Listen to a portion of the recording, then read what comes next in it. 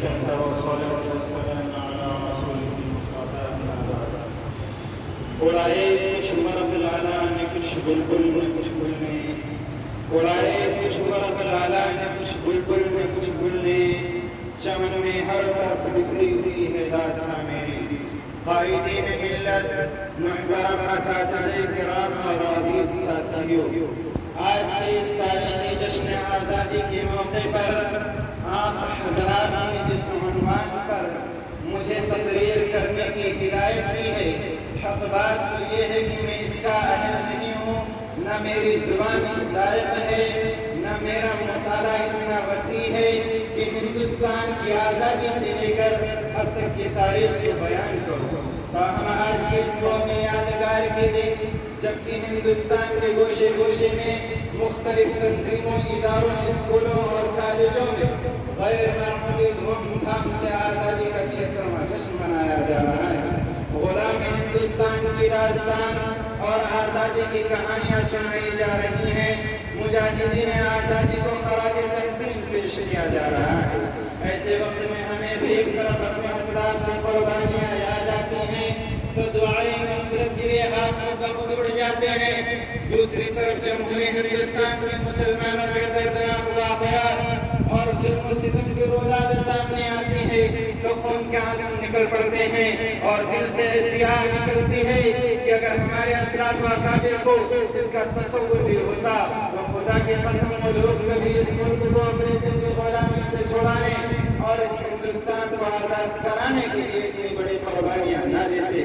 اگر انہیں معلوم ہوتا کہ اس ہندوستان میں مسلمانوں پر ایسا بھی دن آئے گا کہ جب مسلمان آزادی کی جگہ انگریزوں کی غلامی کو پسند کریں گے تو کبھی شمشیر برہنہ لے کر میدان جہاد میں نہ نکلتے. انہیں کیا معلوم تھا کہ جس ہندوستان کی آزادی کے لیے بالاکوٹ کی پہاڑی پر سید احمد شہید اور شاہ اسماعیل شہید رحمۃ اللہ علیہ نے اپنی جان دی ہے. انہیں کیا معلوم تھا کہ جس ہندوستان کی آزادی کے لیے شاملی کے میدان میں علماء دیوبند توپوں کا نشانہ بنے ہیں. انہیں کیا معلوم تھا کہ جس ہندوستان کی آزادی کے لیے شیخ الہند اور شیخ الاسلام رحمۃ اللہ علیہ کا روحانی گئے ہیں. انہیں کیا معلوم تھا کہ جس ہندوستان کی آزادی کے لیے صرف 1857 میں 51,000 علماء شہید ہوئے ہیں. انہیں کیا معلوم تھا کہ جس ہندوستان کی آزادی کے لیے دلی کے چاندنی چوک سے خیبر تک کے درختوں پر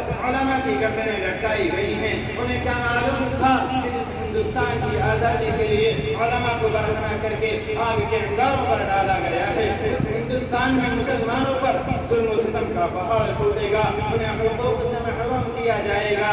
ملت اسلامیہ کے غیور فرزندوں، اس ملک کو آزاد ہوئے 76 سال ہو گئے، لیکن اس 76 سالہ دور آزادی میں ارباب حکومت نے مسلمانوں کے ساتھ کس طرح غیر مساویانہ رویہ اختیار کیا ہے اور ظلم استبداد کے کون کون ہتھیار استعمال کیے ہیں، اس کی درد بھری داستان ہے. سینکڑوں فسادات کی تاریخ میرے سامنے ہے جسے یاد کر کے کلیجہ منہ کو آتا ہے، زبانیں گم ہو جاتی ہیں، باطلے سے زمین کھسک جاتی ہے کہ ہائے یہ کیسی آزادی ہے کہ مسلمانوں کا جان و مال محفوظ نہیں، ہماری عزت و آبرو پر شوق مارے جا رہے ہیں، ہمارے حقوق کو پامال کیا جا رہا ہے، ہماری مساجد و مقادر کو مسمار کیا جا رہا ہے، ہمارے خانقاہ و مدارس پر بنیاد پرستی کا الزام لگایا جا رہا ہے، قبرستانوں پر غاصبانہ قبضہ کیا جا رہا ہے، لاؤڈ اسپیکر پر اذان کے خلاف مقدمہ بازی ہو رہی ہے، خدائی قانون اور قرآنی دستور اور مسلم پرسنلہ میں ترمیم کی کوشش کی جا رہی ہے. یہ کیسی جمہوریت ہے، یہ کیسی آزادی ہے کہ مسلمانوں کے مذہبی معاملات میں مداخلت کی جا رہی ہے. اگر آزادی اسی کا نام ہے تو ایسی آزادی کے ہم طلبگار نہیں ہیں، اور ایسی آزادی پر تو کل ہم لات مارتے تھے اور آج بھی لات مارتے ہیں. ہمیں قرآن کی آزادی چاہیے، ہمیں عبادت گاہوں کی حفاظت کی آزادی چاہیے، ہمیں خانقاہ و مدارس کی حفاظت کی آزادی چاہیے. یہ حالات کے سہمے ہوئے لوگوں کو بتا دو، یہ حالات کے سہمے ہوئے لوگوں کو بتا دو.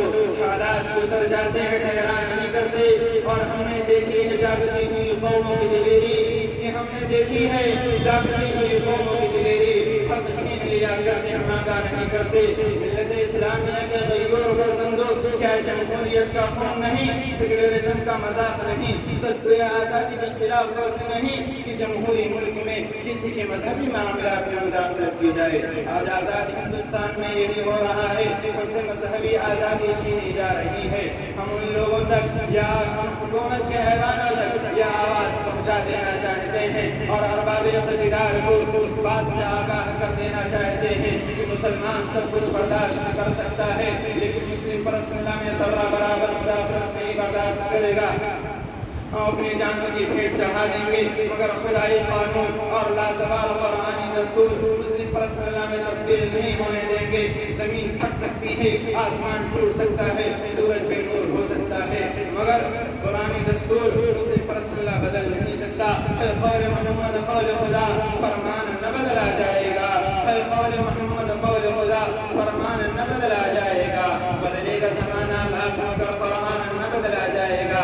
ملت اسلامیہ کے غیور فرزندوں، ایک ناقابل انکار واقعہ ہے کہ ہندوستان کو آزادی سے مسلمانوں ہی نے سرفراز کیا ہے، مسلمانوں ہی کی قربانیوں کا صلہ ہے کہ آج ہمارا ملک آزاد ہے، لیکن اس کے باوجود ہم سے وطن پر دوستی کا سوال کیا جاتا ہے۔ ہم ان کو بتا دینا چاہتے ہیں کہ ہم ہی اس ملک کے اصل وفادار ہیں، اس دیش کے چپے چپے پر ہمارا حق ہے، اس دیش کے ذرے ذرے پر ہمارا حق ہے۔ ہم نے اس کی آزادی کے لیے لڑا ہے اور ہم ہی نے آباد کیا ہے کہ ہمارے جیسے وفادار کم ہی نکلیں گے، کہ ہمارے جیسے وفادار کم ہی نکلیں گے۔ زمین کھود کر دیکھو تو ہم ہی نکلیں گے اور وطن کے واسطے دینی پڑی جو قربانی